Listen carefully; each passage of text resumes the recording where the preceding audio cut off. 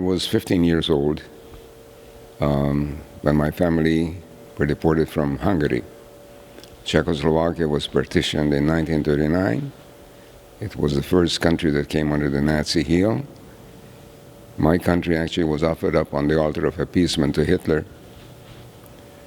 by two democratic countries, Britain and France. In 1939, Hungarians took over my territory where I lived, and our life turned upside down. We lived in a fascist country with all the rules against Jews of what Jews can and cannot do. And all these edicts were being posted the following years, 40, 41, 42, 43. 1944 came the turn of deportation of Hungarian Jews. It was very sudden. It started in April of 1944 when we were celebrating Passover. It was interesting that all these actions, the Nazis called it Aktionen, these actions against Jews always started around and about a Jewish holiday. They thought that Jewish families would be together. And it was truly, so we celebrated Passover, the first dinner of the holiday, when we tell the story of the Exodus, the irony of it all, telling the story of an Exodus of ancient Israelites from slavery to freedom. Little did we know, imagine 1944, April, we had no idea of what was going on in occupied Poland, just across the Carpathian Mountains. It was the end of the war, the last year of the war. Next morning we were forcefully removed from our home, and we were put on a treadmill where you couldn't get off. We collected 500 Jews from my town. Our exodus happened the very next morning.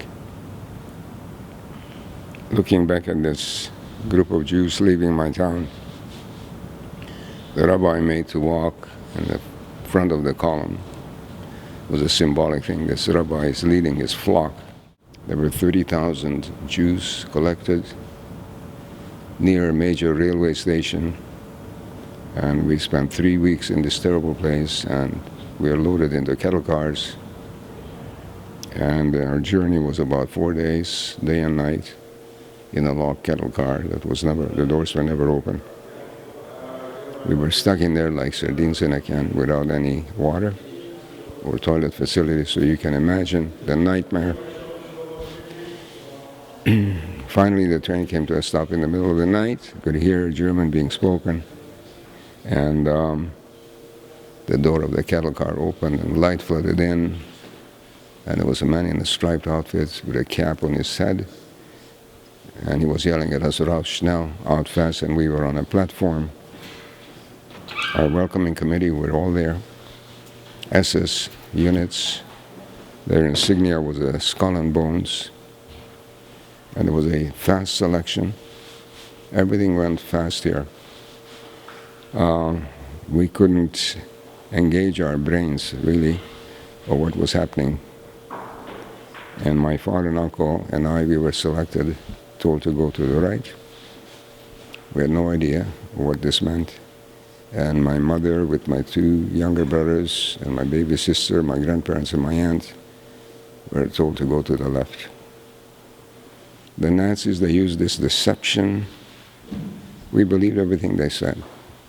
They said they were being taken for disinfection. You're going to see them tomorrow. Don't worry about your bundles. You'll have it delivered tomorrow. See, the deception worked. And so we were processed. Our clothing was taken away. Our hair was shaved, showered, and put in a barrack with a triple tier bunks. And my family, without any goodbyes, I can see the back of my mother and my two little brothers holding the hands of my grandparents. And you know, the nightmare, what I found out a day later, or what happened to them, haunts me to this very day. I know that they were taken to a gas chamber immediately from the train. and brutally murdered by gas, 2,000 people at a time in a chamber. And this, I cannot accept this, and I think about it, and this haunts me to this very moment. I'm sure that my mother tried to save her children, but she couldn't. So I became a slave laborer working for the Nazi Reich. We were moved down to Auschwitz I, where I spent 9 months doing very hard labor. I mean, can you imagine how does a person get acclimatized to living a life of a slave laborer on a 300-calorie diet? 2 months later, my father and uncle were selected out. Selections meant certain death, we knew that. It was in July, and I only had seconds to say goodbye to my father and uncle. And my father gave me a blessing, and he told me that if I managed to survive, I must tell the world what happened here. And never saw them again. And I was in Auschwitz till January the 12th, 1945, when we were taken out on a death march that lasted for 13 days. And went through another 3 months in 3 other camps, Mauthausen, Melk, and Ebensee.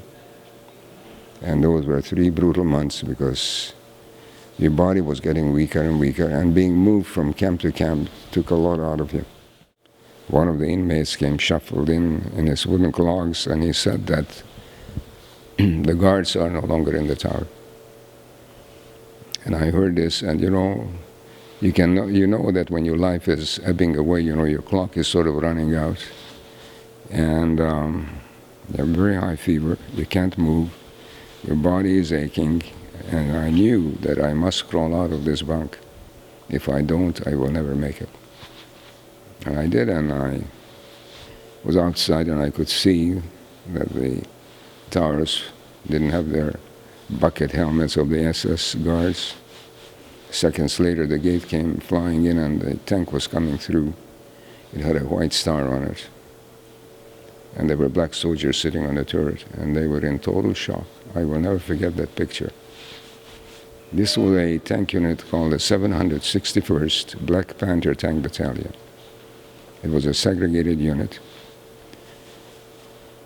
They were operating under General Patton's Third Army. They came through the Battle of the Bulge. This was the first camp they liberated.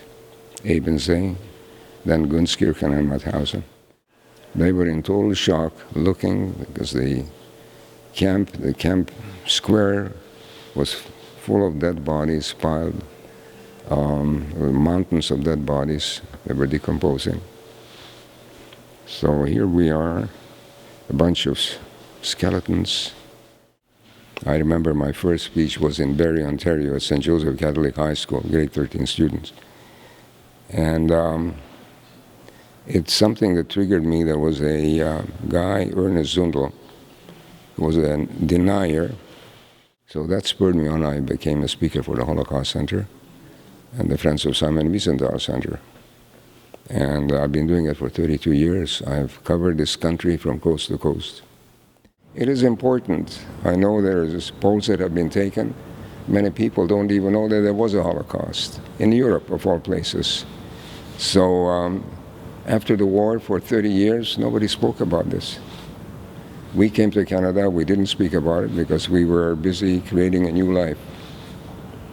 And then when these things, these bad things started to, when Pandora's box opened, we realized that we can no longer be quiet.